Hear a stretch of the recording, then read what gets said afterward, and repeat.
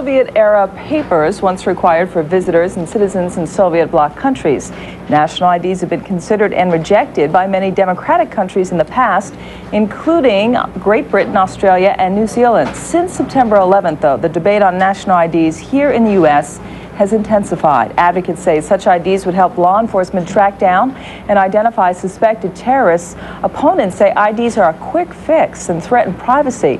Should the U.S. institute national ID cards or not? Joining us to make that tough call is Amitati Etzioni, a sociology professor at George Washington University and author of The Limits of Privacy, and Barry Steinhardt, associate director of the ACLU and director of its Technology and Liberty Project. Gentlemen, welcome to Tough Call. It's good to have you both here. Thank you. Thanks. Barry, I'd like to start with you. I can understand why the ACLU would not like the idea of a national ID card, but I want to focus in on the privacy issue. Do we really have anything that is that private anymore? What does a national ID card do as far as going that step further that you find objectionable? Well, a national ID card is a way of tracking our movements internally. It will really ratchet up the loss of privacy that we have. But the question we still have to ask is, will it make us any safer? And I think the answer demonstrably is no, it won't make us any safer. Why not? Well, the terrorists, for example, on September 11th would have either been able to get legitimate ID, after all they were members of sleeper cells, attempting to remain under the radar, so to speak, or they would have been able to buy them on the open market. In fact, a couple of them apparently did buy ID cards from illegal sources.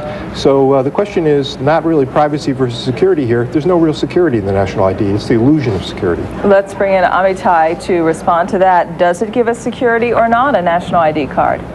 Oddly enough, I agree with the ACLU on this point. The way ID cards are now in place, and we all have them. We cannot go to work or fly an airplane or go into most buildings without a picture ID. So any notion, should we or should we not have them, is completely false. We all have them in our pockets. Maybe 3 homeless people don't. But the problem is they're so easy not to fake. You can buy them for $50 most places. So if you are going to use them for security purposes, the number one issue is not, should we have them? A completely phony question. The number one question is, can we make them tamper-proof? And it's very easy to do in the new age of biometrics. Will they give us perfect security? Not, of course not. But they will greatly reduce our problems. As we speak, there are 5,000 young men from the Middle East of the kind who committed the attacks on 9/11 illegally in this country, and the FBI is trying to find and talk to them. And we cannot find them because it's so easy to get fake IDs here.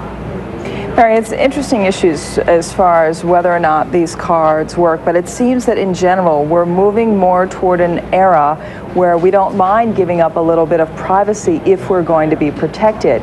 Why not giving up? It's very much in the Constitution. The Constitution I think the question is for me, Amitati. That's okay. I'm sorry, I was unaware of that. But I would fight for your right to be wrong. The question is, though, if we're moving in this direction, why not try and just see if perhaps it is a solution? The solution we have now didn't work. I don't think we're moving in this direction at all. In fact, all the polling data recent days shows that Americans are resuming their long-standing historical opposition to the concept of a national ID. People are beginning to realize that this is not a debate between privacy and security. The security benefits are too limited, if they exist at all. The kind of ID card that Amitati is talking about, for example, that exists in Europe, is readily available on the open market for purchase. On the black market, I should say. It doesn't make us any safer, but it will mean we'll have the kind of internal passport system that they had in the old Soviet Union, where every movement, every transaction that we're engaged in, assuming we're engaged in them legitimately, and we've got a legitimate ID, which is a big question mark for the terrorists, will be able to be tracked. That's the kind of privacy that we're preparing to give up for no security benefit. Amitati, is there some other solution we should talk about? If not a national ID card, then what?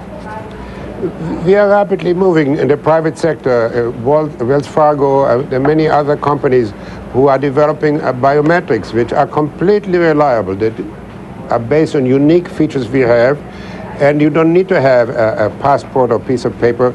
The computer will recognize your hand or your face. About this, keep bringing up the Soviet Union.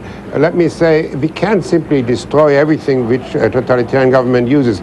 They're using trucks. The Nazis used trains to bring Jews to concentration camps. Are we therefore not going to have trains? There's an enormous difference. A free society is using some tools, and the way a Soviet Union used to do that. Well, we're in real danger, of course, of becoming a less than free society. But I do want to talk about the biometric issue for a moment. Amitati is just wrong.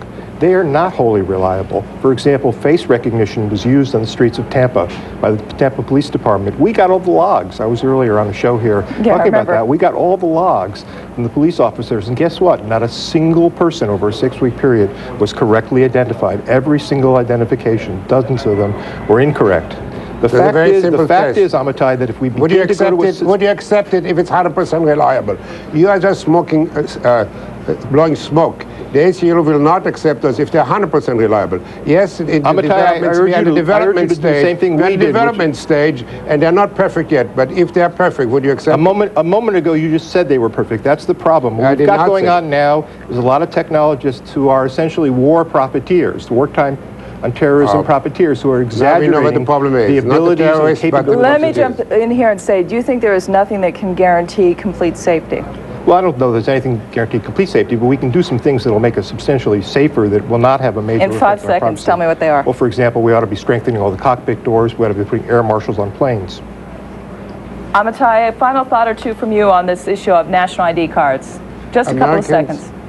If you accept that we're going to face larger, more severe attacks, you have to be concerned about improving the ID cards we already have. Amitati Etzioni and Barry Steinhardt, it is good to have both of you gentlemen here on this tough call on national ID cards. Obviously no agreement here. That wraps it up for Marker Call today. I'm Rhonda Schaffner. Thanks for watching. See you back here tomorrow.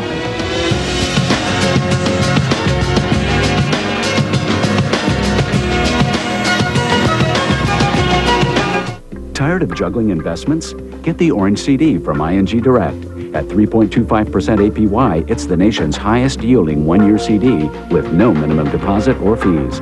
And it's FDIC insured.